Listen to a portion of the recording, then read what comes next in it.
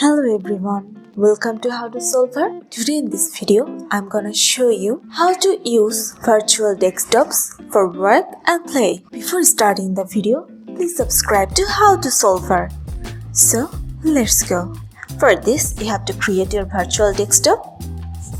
You just have to press on Windows plus Ctrl plus D.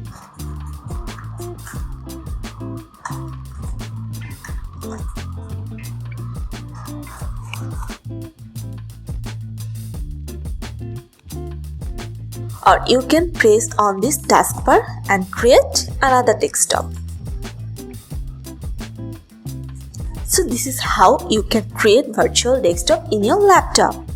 You can use this virtual desktop differently. In your first desktop, you can open your files and apps. In your another desktop, you can open your application in another way. By this, you can play your games differently and customize your work as you want. So this is a great way to use virtual desktops for work and play. So guys, that's it. You can do this. I think this video is very helpful to you. If it was, then give a thumbs up and hit the subscribe button. And thanks for watching.